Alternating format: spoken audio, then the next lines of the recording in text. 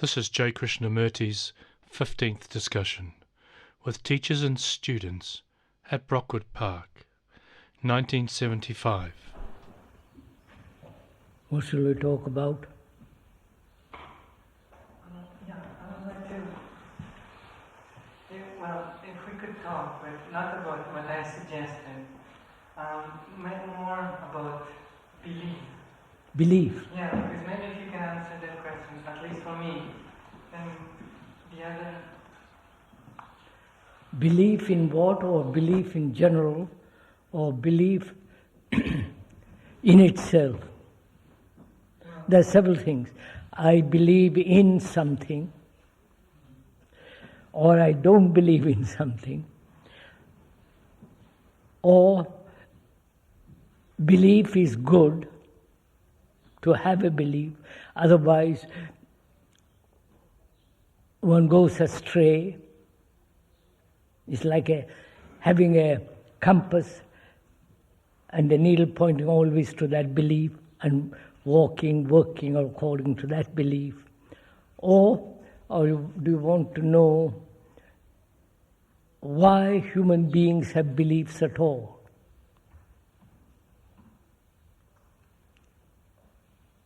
Do you understand? Now, which do you want to discuss, talk of? Do you want to talk about all that? Can we pursue what we, the question of last time about the center of our problem? I mean, or maybe we can pursue it in a different way. I've forgotten what we talked about. Yes, the center of the center of all the problems. Is there such central issue? The central issue,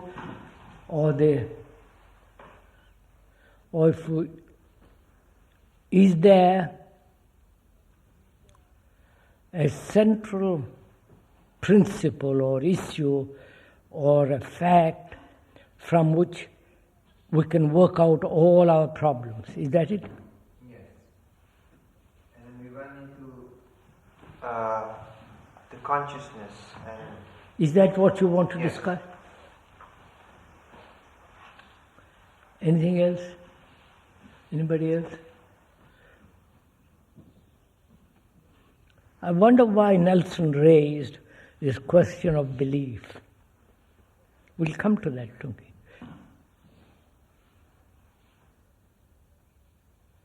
Go on, sir. Is it possible to believe in something which you don't understand? Is it possible to believe in something which you don't understand? I don't understand what the moon is. Why should I believe in what some people say it is? Maybe, or it may not be. I mean, why should one or a human being have a belief about anything?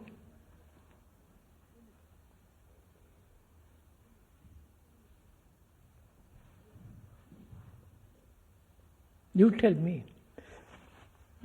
Do you have beliefs? Yes? Belief in what?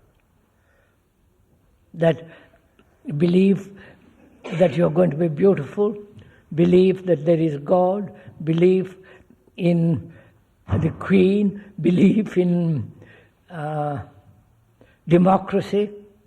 Can we firmly establish what we mean by the definition of belief, so we're all using the same ground? You know what the word comes from, subject to correction by Mr. Simmons, comes from to hold dear. To hold something dear. It's also in Sanskrit, comes from lubhyate, doesn't matter. It's the origin of that. So, something you hold dear, a person, an idea, a formula, a concept, or your own confidence which you have in yourself and you hold to that. all that is part of this belief. Or you believe in God, believe in reincarnation. You know what that word means? To reincarnate. Do you, all of you? Right. In reincarnation, belief in clairvoyance, belief in healing, and so on. So there are dozens of beliefs. Why should you have any belief at all in anything? Either it may be or it may not be, or it is relevant or irrelevant.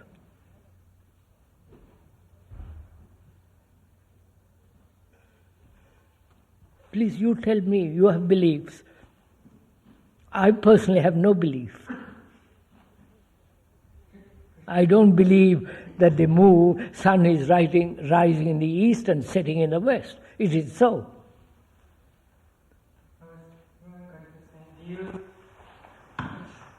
Go on, Nelson. I don't know, it's very broad. It's the way thing. Do you believe in yourself, in what you're saying? What? Do you believe in yourself, in what you have to say? Do you believe in yourself and in what you are saying? I don't. And in which way you... Wait a minute, you haven't understood. I don't believe in what I am saying. What I am saying is what is. I don't have to believe in what I am saying. Do you understand that? I am saying that belief is unnecessary. I don't believe in that. I have no belief. You see the difference? Do you? I can believe it is good to have no belief. Or bad not to have any belief. But a man who says, I have no belief, he doesn't believe in it. It is so. I wonder if you see that. Right? Go on. Do you have beliefs?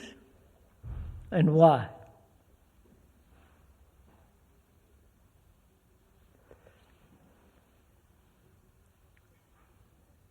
Do you believe that you are going to be a marvelous human being?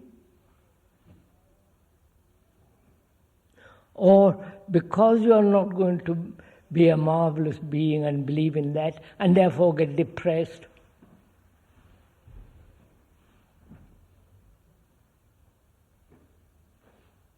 So what?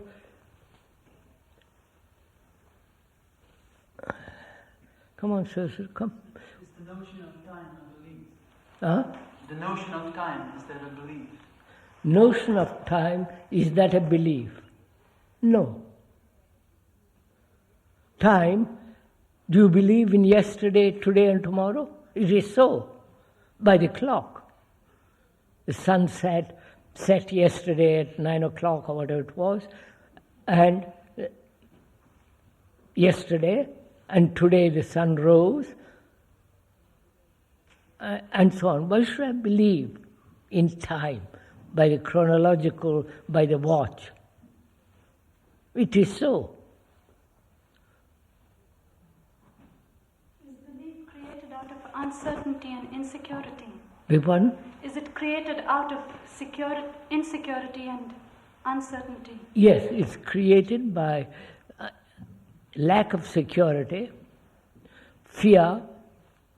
I believe I shall be born next life, which is reincarnation, because that gives me a great deal of comfort to think I shall be back again in this awful world.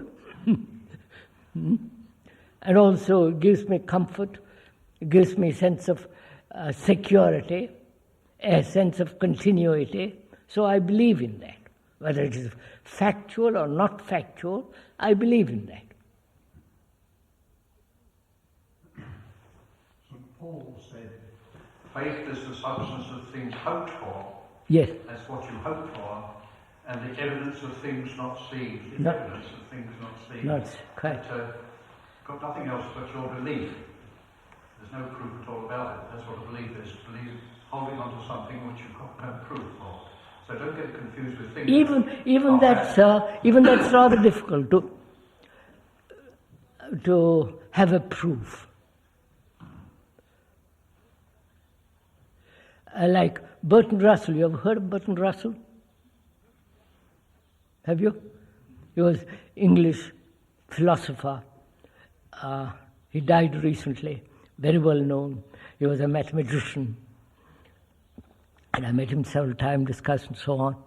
He died. He's dead. He went up to heaven. And he met God. He didn't believe in God and all. He met him there. And Bertrand Russell says to God, why didn't you give me definite evidence of yourself, proof of yourself? Do you see the joke of it? Do you? Proof is evidence, proof is rather difficult, that. And also, if I prove to you that reincarnation existed, I prove it to you, then would you believe in that? It wouldn't be a belief. Huh? It wouldn't be a belief if you proved it. No, you haven't understood. I prove it to you. I don't know. But then the proof will be a belief. People believe that something, the idea of proof become a belief. That's all. You believe what I have proved, but it's not a fact to you. It's just an idea that one's holding on to. So go into it. This is a very complex question, this matter of belief. So how does one investigate in order to see what it is? So to investigate, must you start with a belief? Just look. Krishnamurti, you said earlier that, talking of reincarnation, that one would return to this awful world. What do you mean by that? Oh no, come on. If you believe in reincarnation, you die, not you, sir, one dies, and one returns, one hopes to a world that will be better. But the world is never better. It's getting worse and worse. Well, that's irrelevant. You tell me why you have beliefs.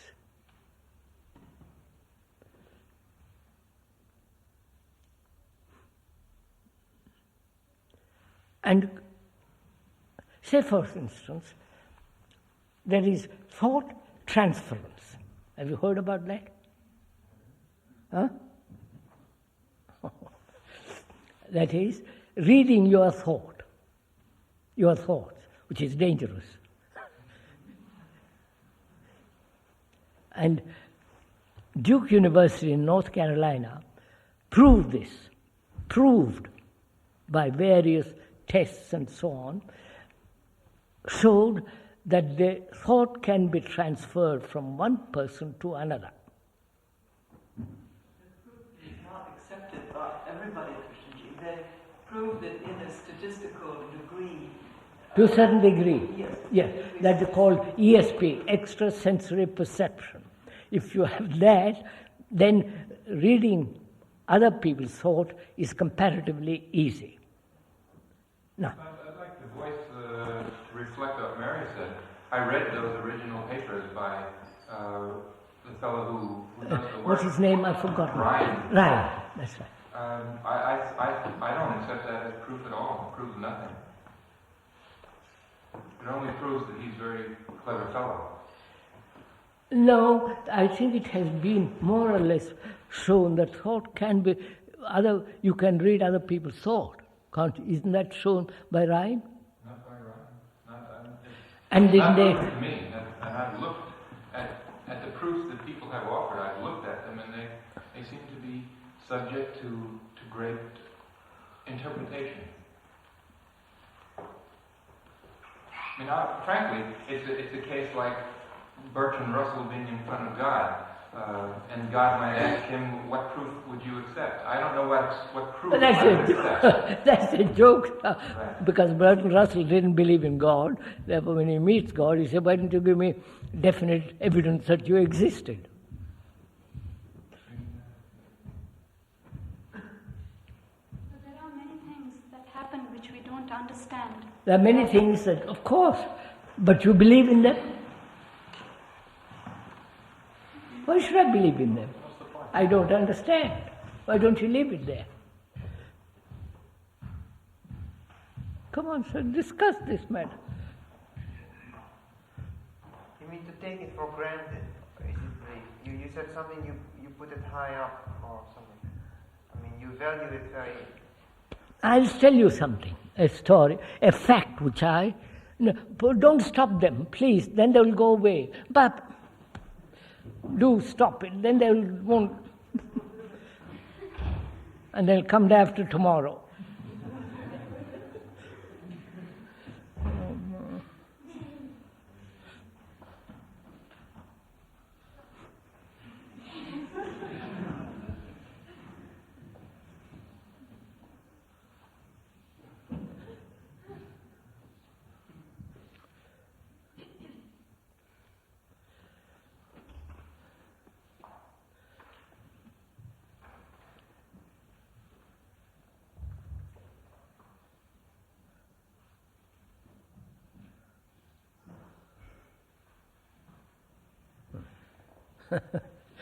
They've gone off to lunch and goodbye.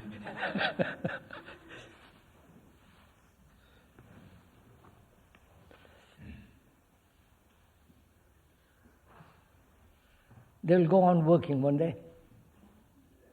Don't stop them, please. Not if they can do it. Oh, no. But let it take long. All right, it's up to you.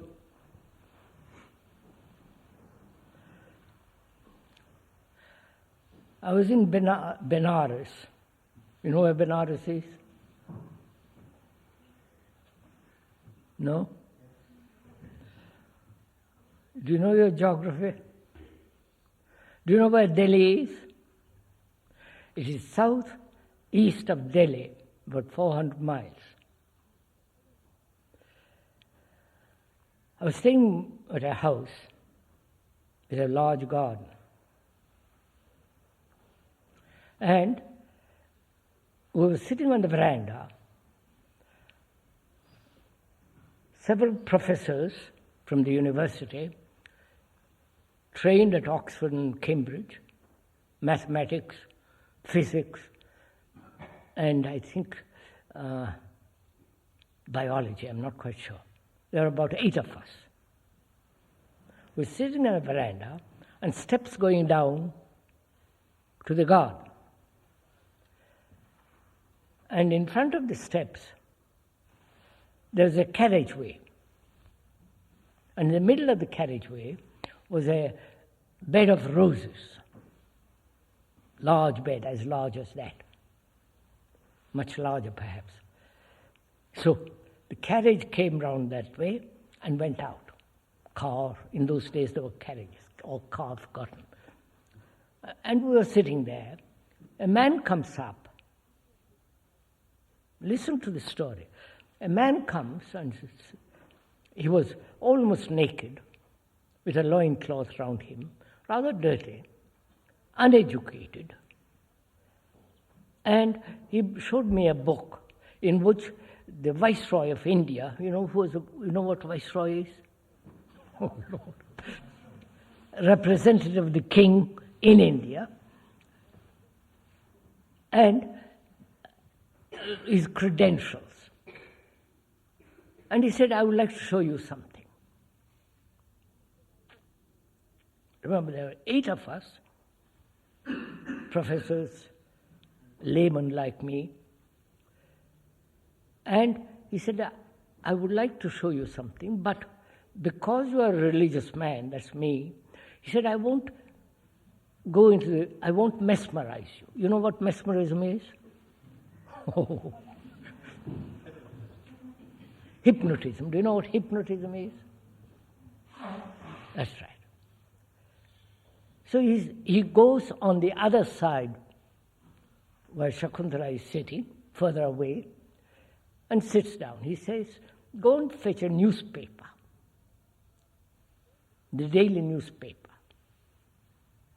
One of people who was there goes in and brings a newspaper. He says, put it down in front of you, down the steps. And he was right over there.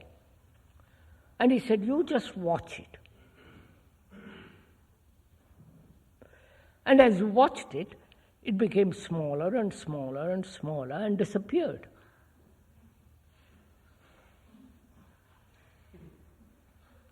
And these professors, scientists, biologists said, we see it, but we don't believe it.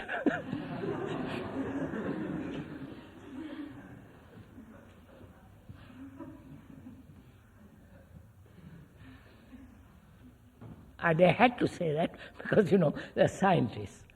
And that was a proof, you follow? There was actually something happened. And yet they wouldn't believe it. They wouldn't, though they saw it, they said, there must be some trick. How can a man, naked, almost naked, play a trick? You follow? He was sitting on the other side, he was here. So it all depends what you call belief, and what is proof, and what is evidence, and so on.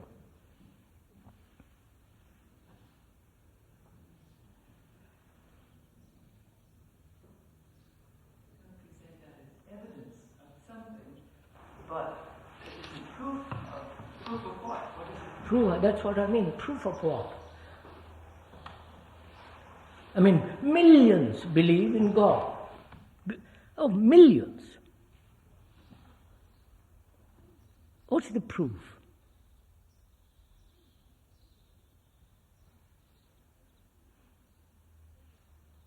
So why should one believe in anything?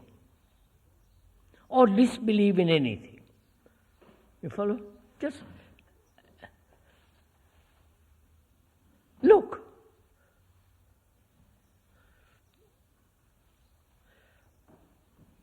So when you say you look, that is it either is so or it isn't so. You are looking, or anybody is looking at something one might describe as evidence. Well, what is evidence of something to one person may be evidence of something quite differently to someone else. So yes, of course. Also, you can, if you're walking in the garden, you might think some moving thing in the bushes. Is a fairy? Well, or a bird, for instance. Yes. And then someone says, "Oh, you've made a mistake. It's a squirrel. It was a squirrel." You can say, "Oh, But at that time, if someone had asked you, "Is it a bird? Do you believe it's a bird?" You say, "I don't believe it's a bird. It is a bird." It is a bird. It is a bird. But then you look again and you see that it is a squirrel. Now, what has happened there? Did the bird turn into a squirrel? Or did you just make a mistake? You made a mistake. Why should I believe? If it was actually a bird, and I saw it, I say it's a bird. But if I'm mistaken. So what is it that makes you so sure on one occasion that it actually is a fact, and on another occasion admit that you've made a mistake, and what you thought was a fact? So you can't make a mistake between a bird and a squirrel.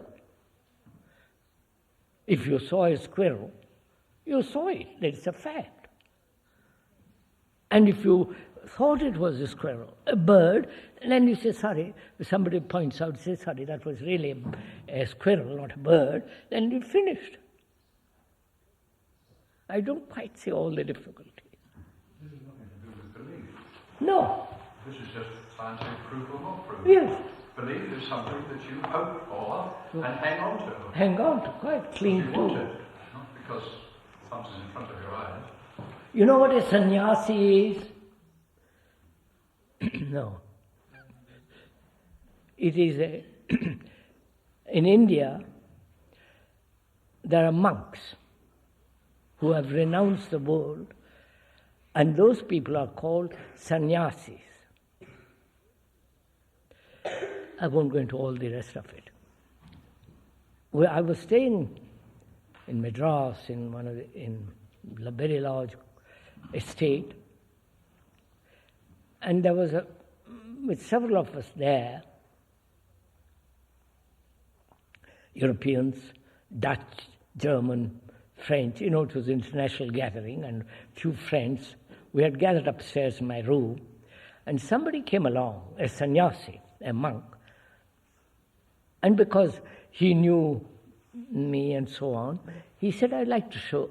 He began to talk, and what he did in life and so on, meditation and so on. And suddenly, there he was, floating in the air. Do you understand this? Levitation, have you heard of levitation? Now, I saw it. There are half a dozen of them more saw it. Actually saw it. And you might say, well, my dear chap, if you are by yourself, you are mistaken. It was an hallucination. He hypnotized you. But there were 8 of us or 10 of us, serious people, and he was a man who was very, very serious man. He meditated, he did certain practices which helped him to levitate, to rise. And you might say to me, well, my dear chap, that was a nonsense. No human being can go against gravity. But the fact is there. What do we do with that story? You told it to us. We say we believe. I know. You believe. I saw. That's all the difference.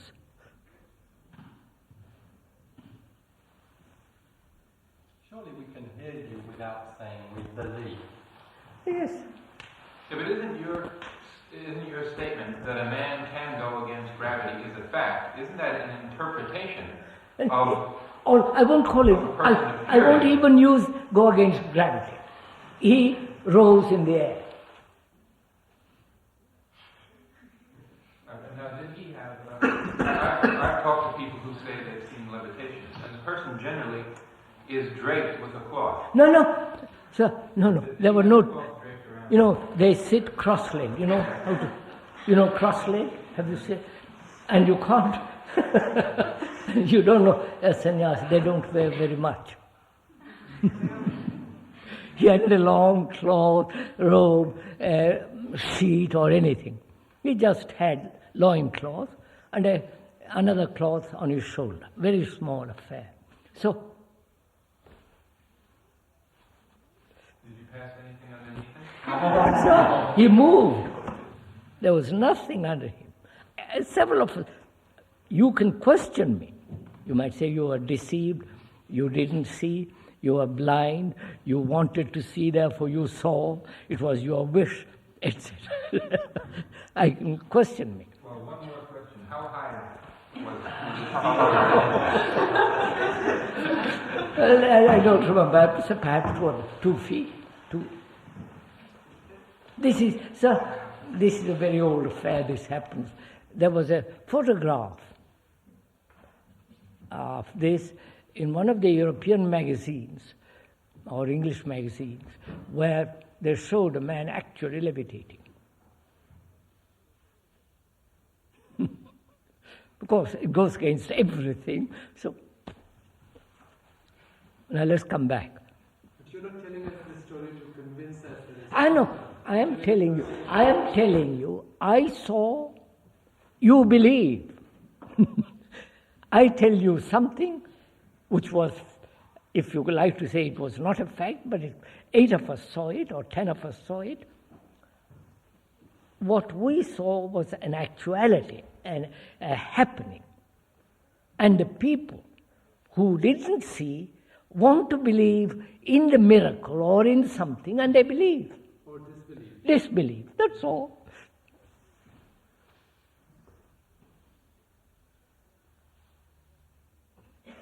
You know, was it St. Paul, sir, who walked to Damascus and had a vision? Yes. Huh? Yes. Yes. Was it St. Paul? Yes, the St. Paul. The church, not the... In those days, I was told by a Greek scholar, to have a sunstroke, because he was walking in Mesopotamia, very hot. In those days, it was considered when you had a sunstroke, it was a great blessing. But, you know, so there you are. He had a stroke and he believed he saw, and we say, yes, we accept what he said. So if you don't accept anything, but actually are capable of observing without any fear, without any hypothesis, without any desire to convince or not to convince, then there is no necessity for any belief. Mind is much freer than to, you know, it's much freer, full stop. Apart from the sannyasi levitating, if you say you saw, say, a badger in the wood yesterday, I would believe that you saw a badger in the wood. Now, there is a necessity there for me to believe what you say, what other people say, what one gives a certain credence. But badger you would believe. But if I said, I saw a lion there, you would say, what are you talking about?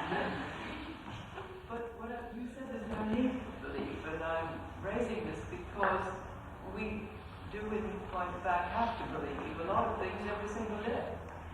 Not in an ultimate sense, Right. it's God, but it just is I believe the train will leave a certain time. No, but those aren't beliefs, are they? Huh?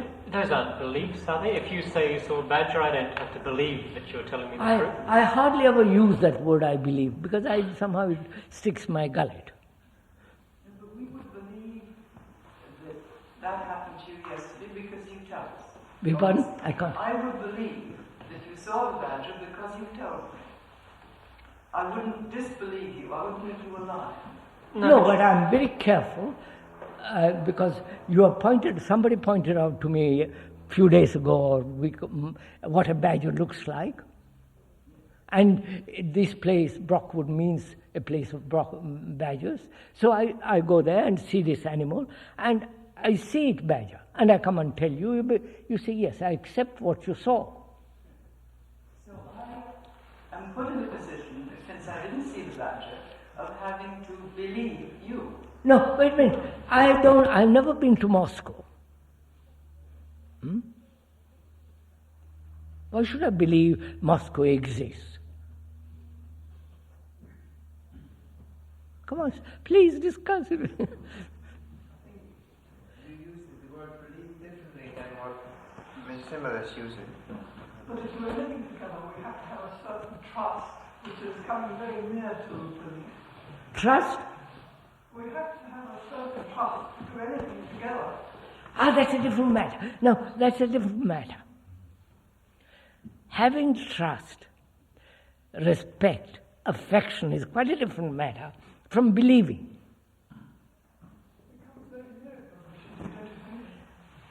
I trust you that you won't hurt me. Because you have talked to me, and we have talked together, we have been together, we have driven together, and I have a certain relationship with you, and you have a certain relationship with me, and there is certain affection, and I trust you that you wouldn't hurt me. You might hurt me. Within Nelson's question was somewhere that was hidden. Which one? But how do you account for your dedication to your living? How do you? You're a serious man. You're a religious man. Somewhere around that comes either trust or hinting at belief. No, it's not belief. You've got a belief is a belief in an idea. Absolutely. Don't let's confuse it with scientific evidence or trust or anything like that. A belief is, I believe this, and I've got no evidence at all for it, but I believe it. That's what belief is, and that's what religion is discussing. I think, sir, if I understand, Miss Simmons is trying to say, can you have trust without belief? Is that it? Although I understand your distaste for belief, I feel trust comes somewhere near. I don't believe that you will hurt me. Because I have a trust in you that will not hurt me. Finished. I trust you because if I'm a student, I trust you because my parents have sent me knowing what you are, what this place is, what is being done here and so on and so on. And after talking with you, if I'm a student, I begin to have respect or trust and hope for, there's a different relationship. But if you say, believe in me, that I will protect you, that's quite a different matter. You could say that belief is a solidified guess. If you like, yeah, solidified death. Well, we do use that in that sense. We say, I believe so and so, when you're just guessing. You Yes, don't know. yes. So, Is it different from having Is it different from having an opinion about?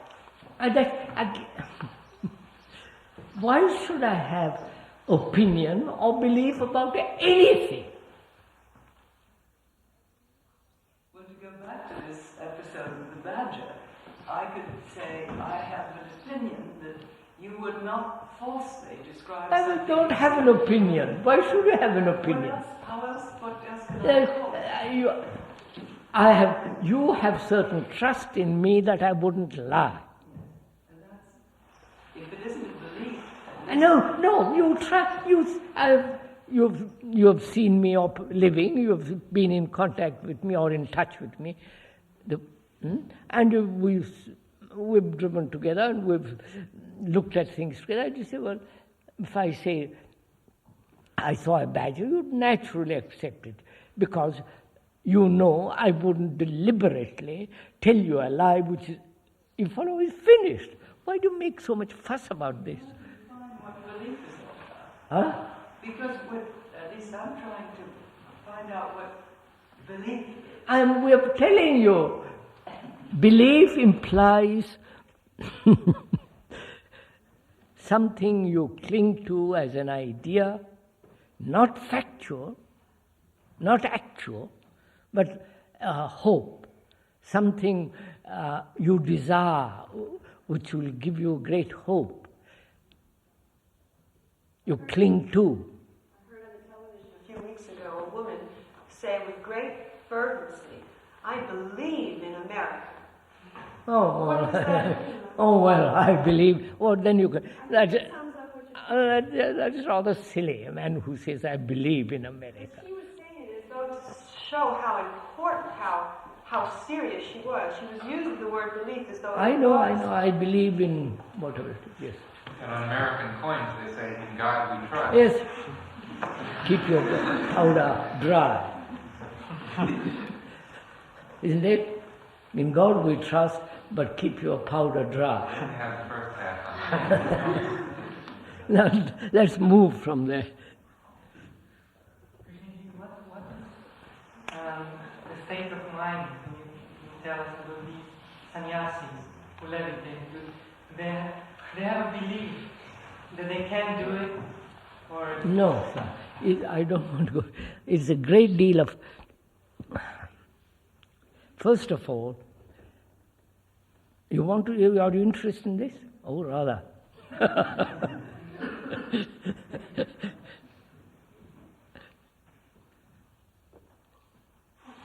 You know,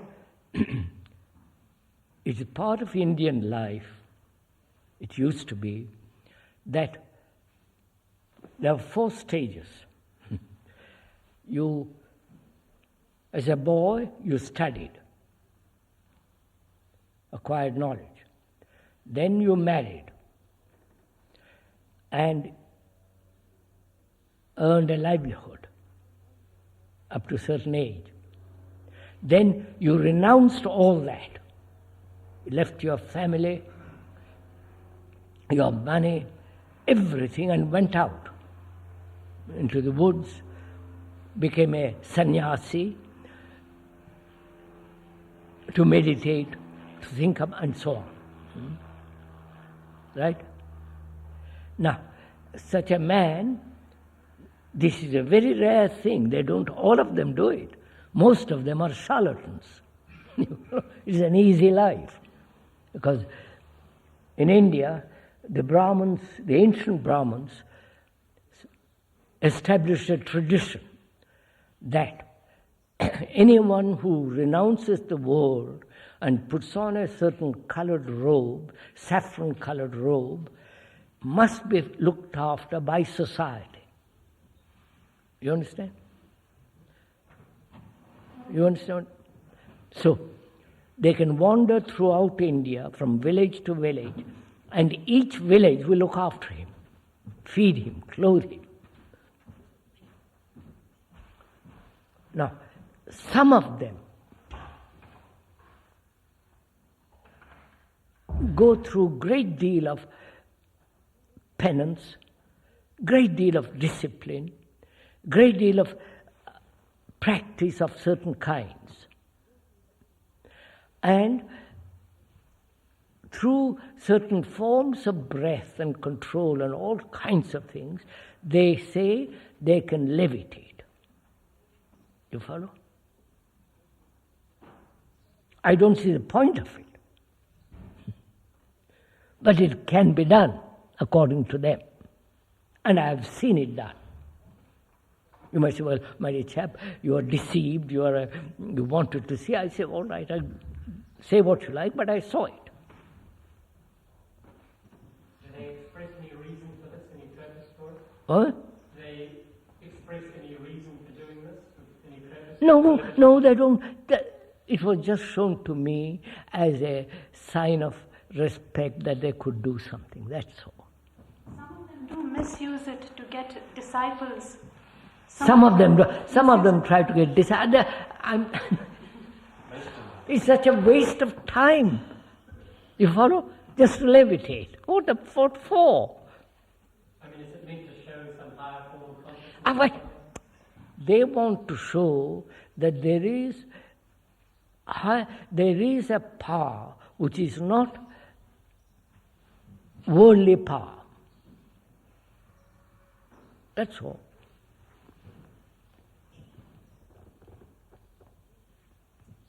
Remember that story of a disciple goes to the master, and for 15 years he lives with him.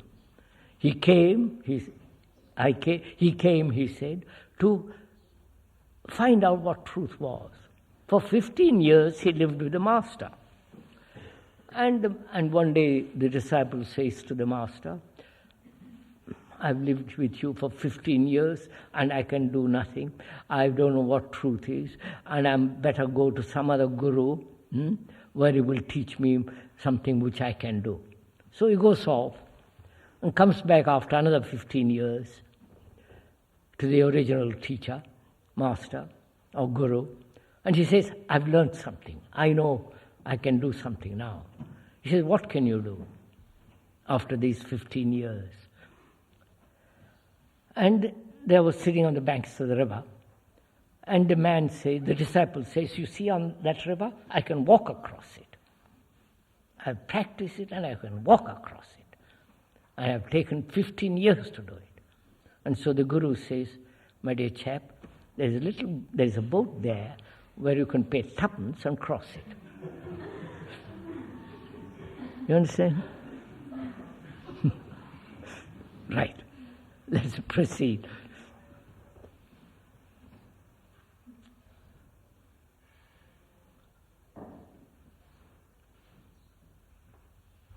Now wait a minute. I like to talk about something which might be include your question, Tunki's question.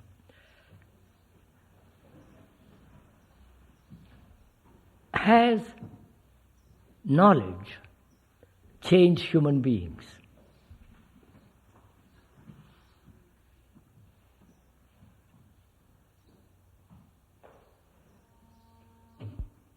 What do you say?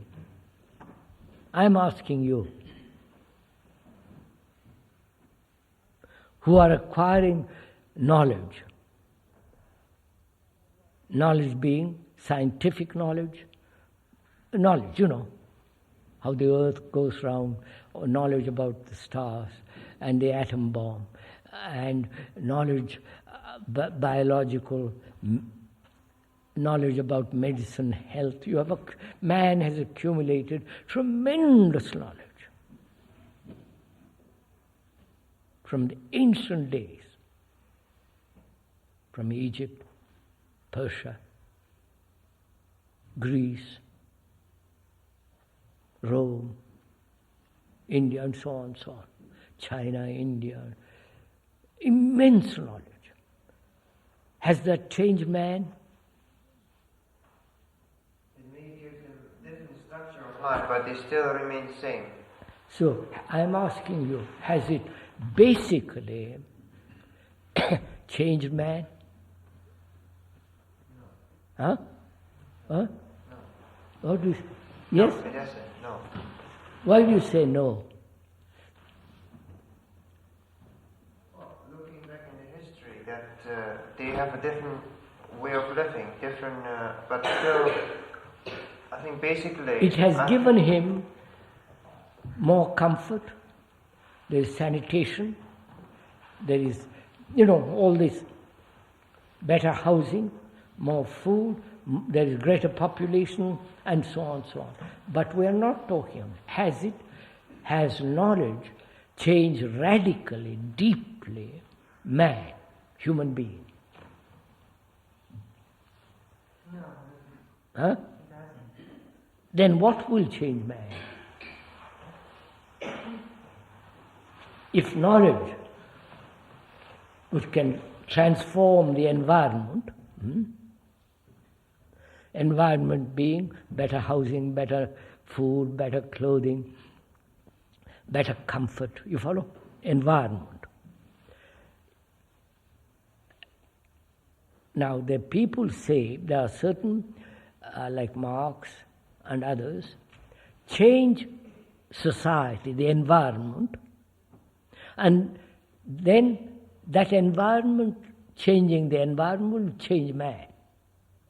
You follow? You understand what I'm saying? And communists, the real communists, say that is the Marxian principle and it is real. Change the environment, better society, better housing, better laws, state ownership of all property, of all factories, control environment, and then man will change. Right? Right? Now, apparently that hasn't changed man. He's still competitive, aggressive, cruel, violent, and all the rest of it. So, seeing that knowledge will not change man, what will change man?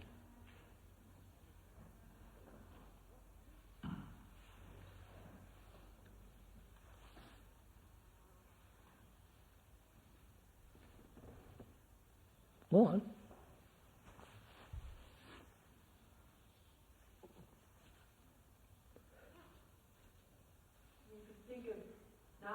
Outside force working, coming in. It seems that anything that would really affect a change would have to be an inner change. on that. What will you... So, you say the outward knowledge as outward things will not change. Then what will change? You, me, a human being. Compulsion? They have tried that. They have tried to torture human beings to change them. So who do you ask this question? I mean, or if I'm I asking ask you. I'm asking you as a problem. This is a problem which is facing mankind. Yeah, but it seems to be contradictory because what searching and operating is also my knowledge. So it's still Tunki, within the known. No, Tunki, don't elaborate. We'll just look at the question first. Since knowledge has not changed man radically means at the root. What will bring about this change in man? What will make you change? If you are violent, greedy, envious, competitive, violent, cruel, thinking about yourself,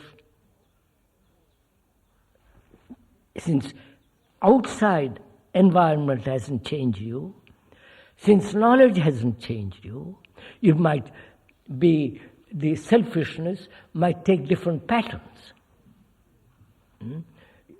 Instead of having God, you might have a state as your God, or Lenin as your God. But as all that has not changed man, what will change him? This is your problem. You understand? This is the central problem. If you can understand it and go into it, might answer all your problems. Is it possible to be aware of it all? I'm asking you.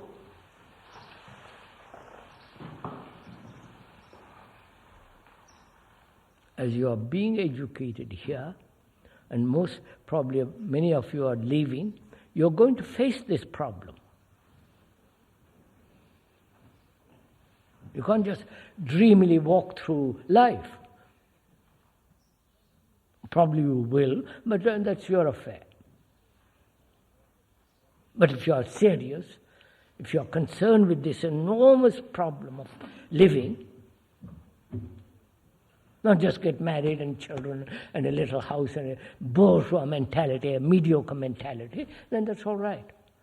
But if you are confronted with this problem, which every human being must face it, what's your answer?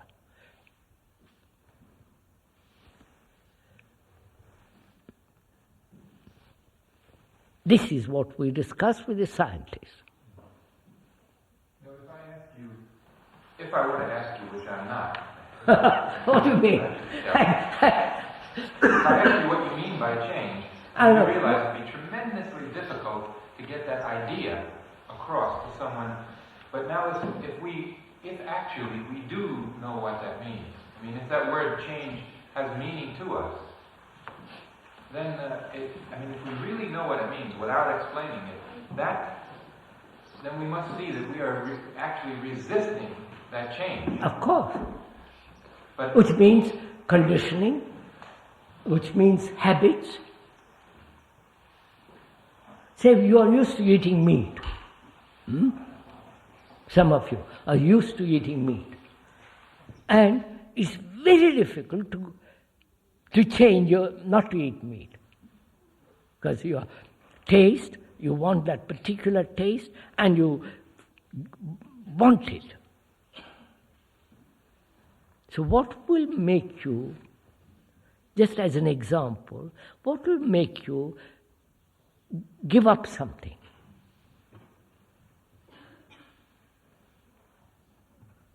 Go on, sir. It tends me to perceive.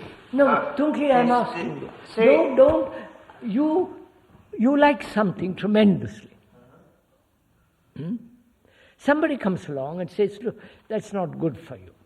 And gives you explanations and all the rest of it. What will make you say give up that thing?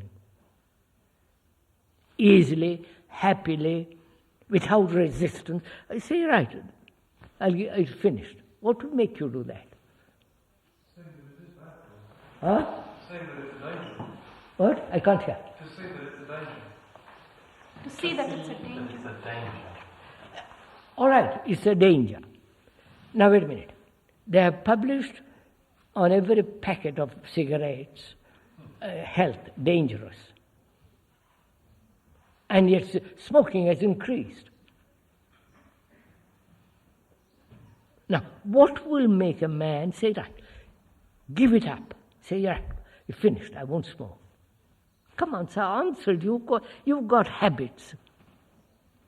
I would say the basic understanding, the deep understanding of it. Look, Nelson, I don't know what your particular habit is. You've got a habit. Suppose you smoke or drink, I don't know, whatever you do. Suppose. And I come along and say, look, Nelson, as a friend, I explain to you how dangerous it is. It'll affect your health, it'll affect your heart, it'll affect your lungs, it'll affect your eye, so on, the reasons. And what will fear make you change? No. Huh? No. Then what will make you say, yes, I've understood, it's finished? Well, first of all, the understanding of it, and then the caring, yes, the caring for your body. No. So you are saying, first I must understand. The verbal communication. So you say, first I must verbally understand what you're saying. Then, if I am convinced of that, then I will act. Is that it? Think carefully. Go into it carefully. First, you want to be convinced through reason, logic, etc., explanation. Then you understand the explanation, the verbal explanation. Then you accept the verbal explanation. Then you say, I will do it. You see what has happened? It takes me an hour to explain, suppose. You listen for an hour, and then you say, yes, I understand it. Right? And you go away and say, I'll drop this. It'll take you another couple of hours or a day. To drop it. So, you have taken time. No, it has taken you time to tell me. Yes. But if I understand it and I drop it. Will you drop it? It doesn't take any time. So, wait. When you say, no, you're missing my point. When you say, I understand verbally, and the action is distant then, isn't it? You explain to me why I shouldn't smoke. You have taken infinite trouble. The reason, the logic, the health point of view, and so on, the wastage of paper, tobacco, everything ending up in smoke. You explain to me, and I verbally understand it. Right? But if I saw clearly what you are saying, it's finished, right? There is no time interval. Now, I'm telling you, I'm asking if you have a certain habit, and I go into it, explain to you the danger and so on, well, it's finished, is it? Can an understanding like that overcome the... I'm telling you, is it finished? Or will you take time?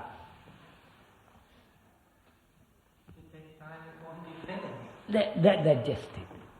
So what will make human beings, including all of you, change without time? Go on, sir. you're saying, it would seem that if a person is not cognizant or aware of the wanting that is involved with whatever the habit is, but it could be smoking, and they're just looking at the mechanics that you're describing of the facts and information, and they don't notice that they still want it. Oh, well, no. If you want it, you keep on going in spite of million explanations. Right, and then you can be trying to stop. And The body is caught in certain habits. now you're going off my main question. If knowledge is not going to change man, right, as it has been proved by communists, by the religious people, through fear and punishment, hell and heaven, everything has been tried to make man different.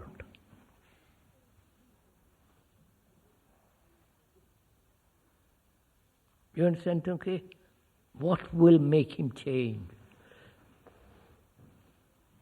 Is it at least possible to block this knowledge of pleasure? No. If you see knowledge will not change you, you're finished. You don't have to block it. If I see through there is no door, I then take the proper door. I don't resist, I don't block it.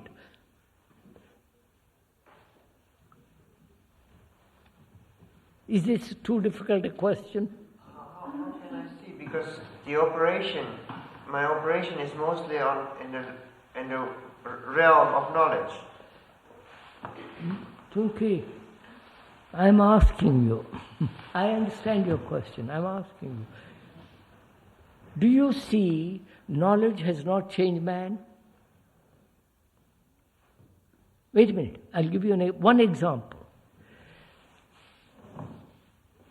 As long as history existed, within the last 5,000 years, there have been 5,000 wars. Right? That means, I believe, every year a war and a half. People killed. They have had experience of that. The religions have said don't kill.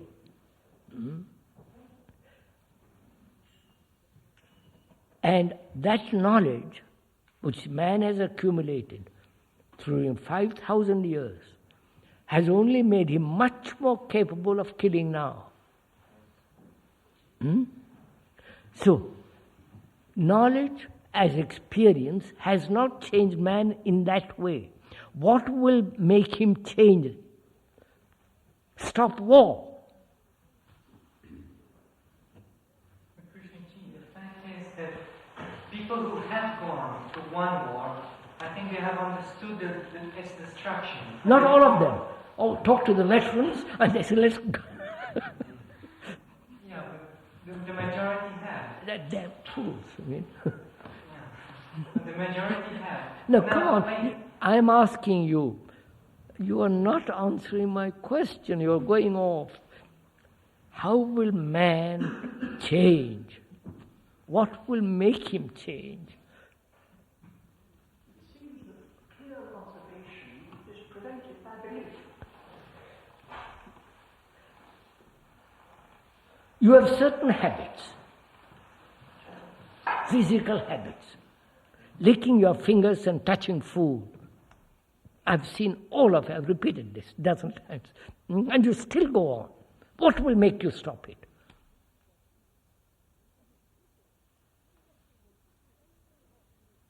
It'll go on until we see the necessity of it. I don't know. Tell me what will make you stop it. I've explained to you how unhealthy it is, and I don't want to touch the food which you have licked with your fingers and touch it. To me, so on. And you still go on. What will make you stop it? Well, clearly people still don't see that it's I know. necessary to change. What will make you, if you do it, stop it? For me, it will be seeing Do you do change it? is necessary. Huh? Sorry, what? Has it stopped for you? You don't do it anymore? I didn't do it, so I don't do it, no. Come on, sir, answer this question. Interest in understanding. Huh? Interest in understanding. Makes that stop. Interest in understanding. Having interest in understanding. But I've explained to you that it's not healthy, it's not very nice. I don't want to touch food when you have licked your fingers and pick it up. You follow? It's not, and so on. I've explained to you. And you still go on.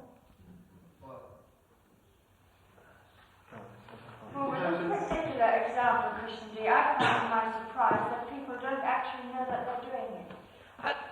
They just don't know they're licking their fingers, because I saw a person doing it in front of me and I said, you just licked their fingers, and they said, no, I didn't. I've seen older people here. Yes, but some really don't know their I've fingers, seen older so they have people to be lick their aware. thumbs thoroughly, their fingers thoroughly, and then pick up something. But they still have to be aware of doing it. I don't know what will make you change. How can you change something you don't know you're even doing? What? How can you change something you don't even know you're doing? Why don't you know? I have talked about it 10 times. Why don't you find out? Are human beings so dull that they don't, no, please listen, that they don't mind their sons being killed, their wives, you follow? War, war, war, war. They don't seem to mind. Huh? Is that it? So, suffering will not teach them. Tears will not teach them. They see wounded people going about with crutches and armless and so on, so on. Nothing seems to change them.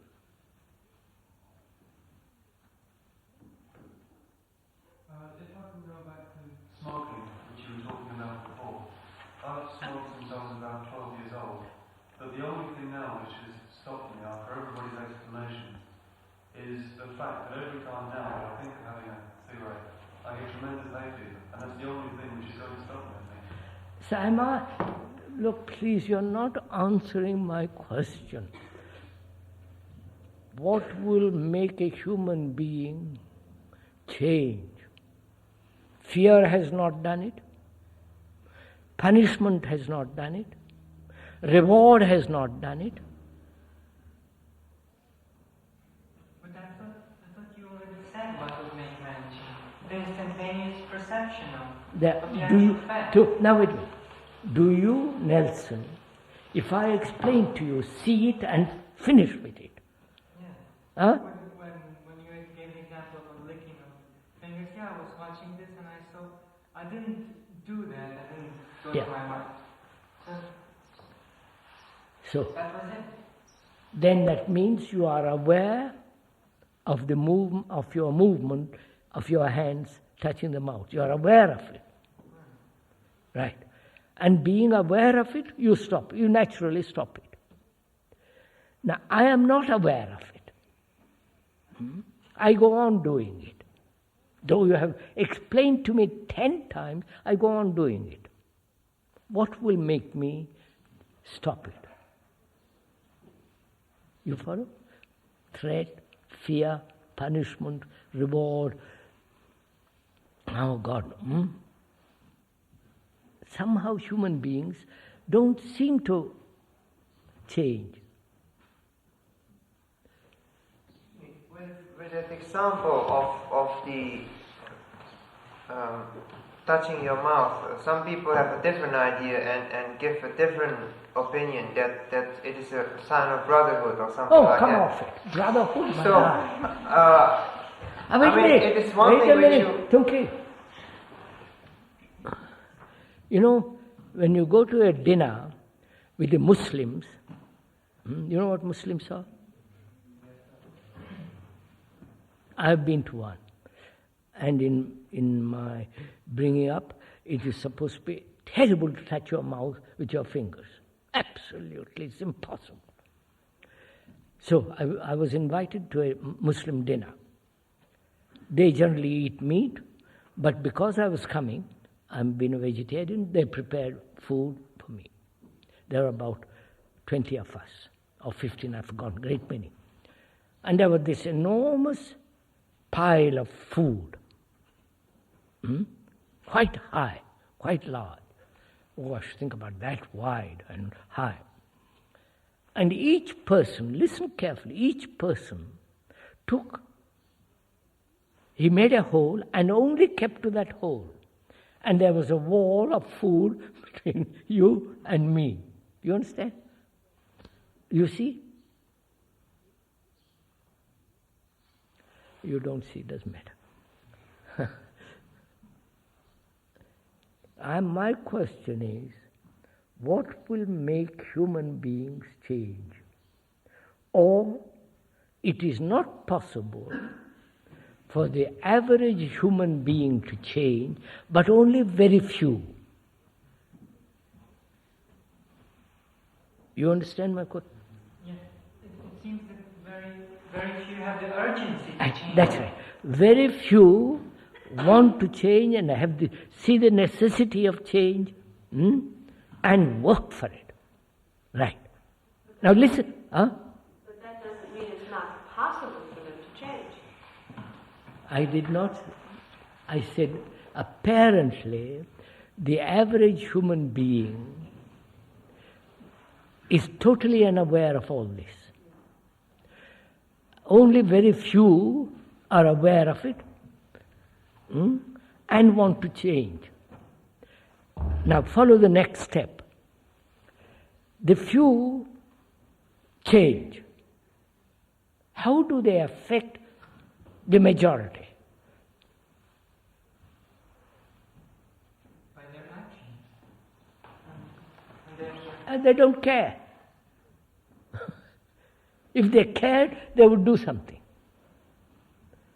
So, you change, I'm the average man. I worship you, bring you into my area and hold you there. I haven't changed. You follow what has happened? So, the few become the examples. Right? Are you following this? And I merely copy you, but haven't changed. You understand this? Change implies no imitation, no conformity, no authority, and so on, so on. So, how will you affect the general mass of people?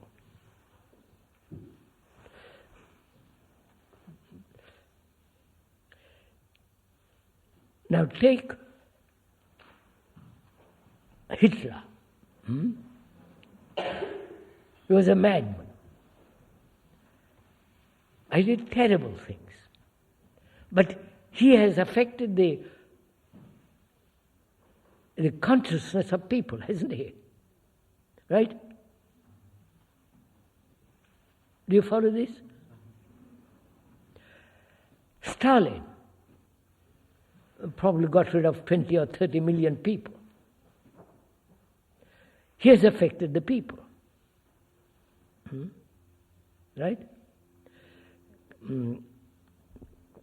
Lenin, Jesus, through the priests, you understand? You understand what I'm saying? Whether Jesus existed or not is irrelevant. But the priests, in the name of Jesus, have affected the people's consciousness. Right? So, the few can affect the consciousness of many. You following this? If you change radically, you will affect my consciousness. Lenin, Trotsky. You follow? So, it becomes very imperative, absolutely imminent, that you change, and perhaps you will affect my consciousness. You see the difference now? Oh, come on.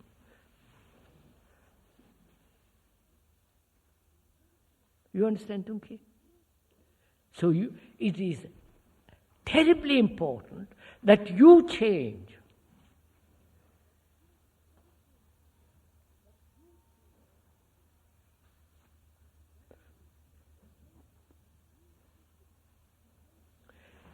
That is the central issue from which you can solve your problems.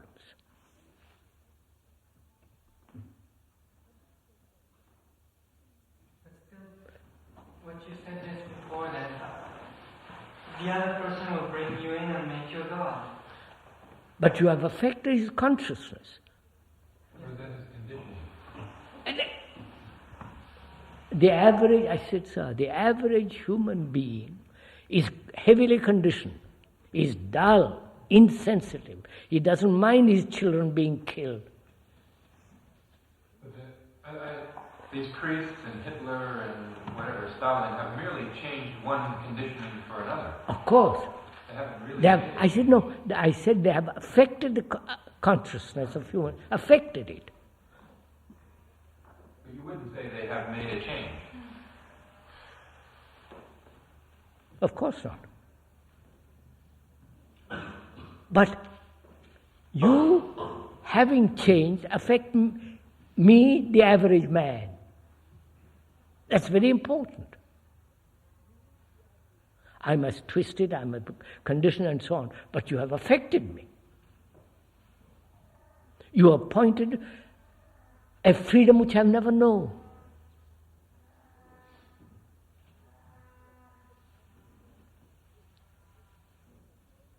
A state of sanity which I can never know.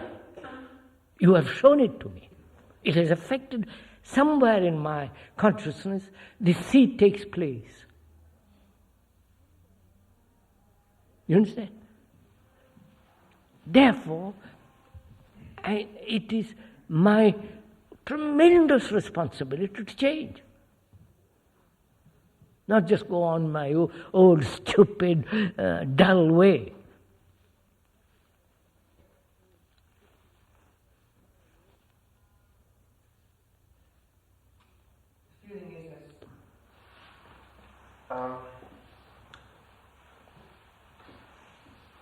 I'm put in a certain hole, and you're describing something outside that hole, but I couldn't climb out. Outside the hole, no. I mean, I just making a metaphor because I couldn't express how it is, but it's as if you're describing something outside. I'm in a hole, in a cave. A hole, yes, yes. And you're describing something outside the hole. Yes, yes. But I couldn't. And I said, please crawl out of it. I want to crawl out, but I Do don't it, know. not. I mean, when you are actually in a hole, old boy, and know there is nobody to help you, fight and struggle to get out.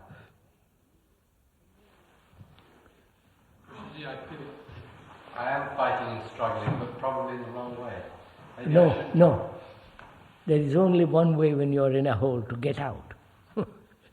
There is no right way and wrong way. Have you ever been in a hole?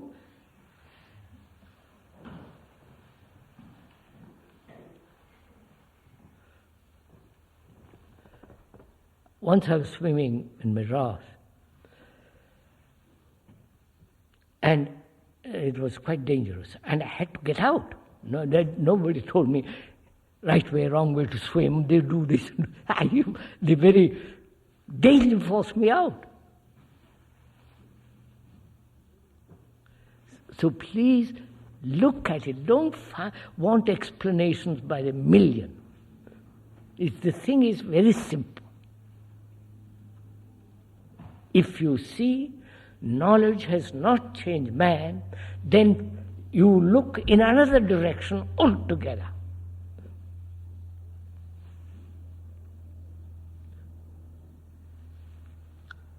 right? Or you're looking in a different direction, or in the same old direction. Tradition, habit, your conditioning, the influence of society, the pressure, all that, that's the old direction. It's interesting to note that science, particularly biology, is reaching a level where they're now approaching genetic engineering. Yes, which yes. in essence may physically and mentally change man. But it's not the sort of change we're talking about. No, not at all. But that's how far knowledge... I know that. Let's take that knowledge. But to me, that has a tremendous responsibility as to who is going to... Where will this lead? Some chemist in Cambridge or in Harvard is going to produce a new human being out of a tube, test tube. And he will, because of the environment, he'll be like us. Or he might be something totally abnormal. So we don't have to wait for the scientists to produce a man out of a tube, but we are talking of ourselves as we are now.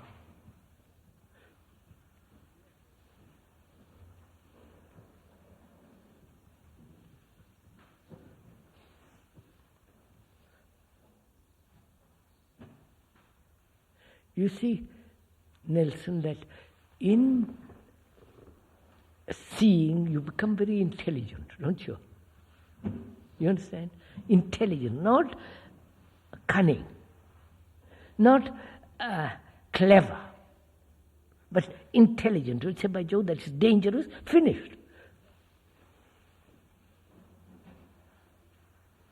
To be a nationalist, or say I'm an Indian or a Russian or a Chinese or Mao, or that is most dangerous, because it separates man and all the rest of it. You finish it. And because you see the danger, you are intelligent. You're still talking about the people who do want to see. Of course. But the rest, I told you, they don't care.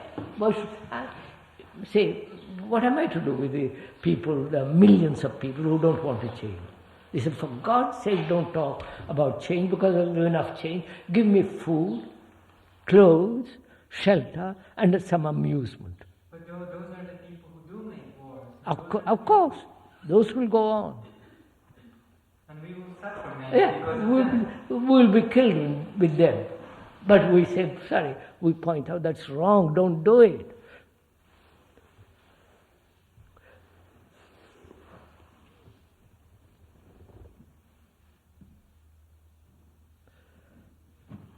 You mentioned about seeing.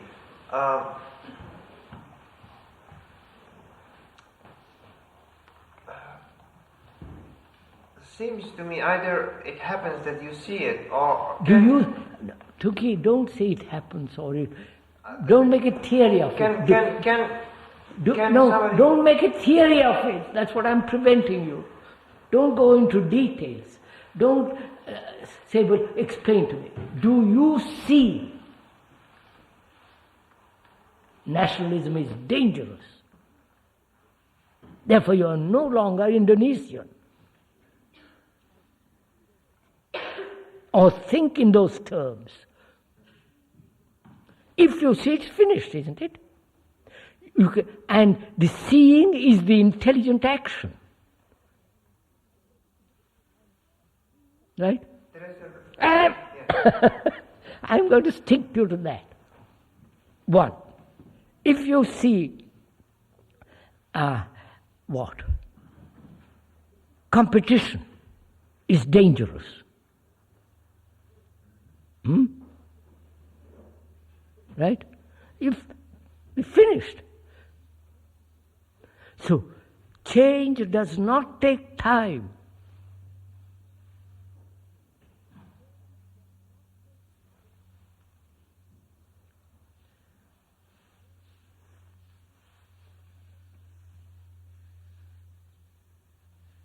There is something not quite... I mean, what you say, it seems to me, it doesn't happen. It doesn't happen. Because you don't see. Or you don't want to see.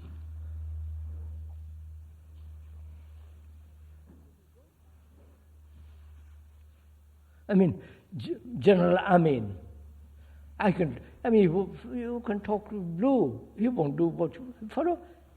Or any of the generals, they have been trained, they have been, to them, war is part of life.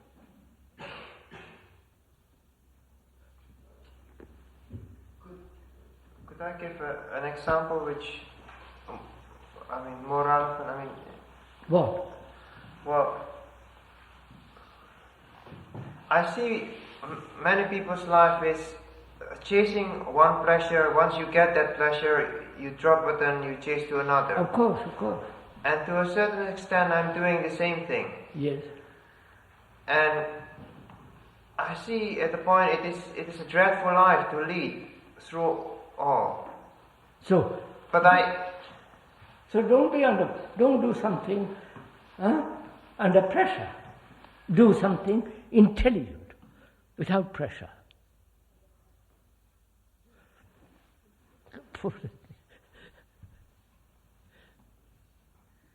Tunki, look, understand this basic principle, that knowledge does, in the sense we are using the word change. If you understand that very deeply, then you will act in a different way, look at life differently.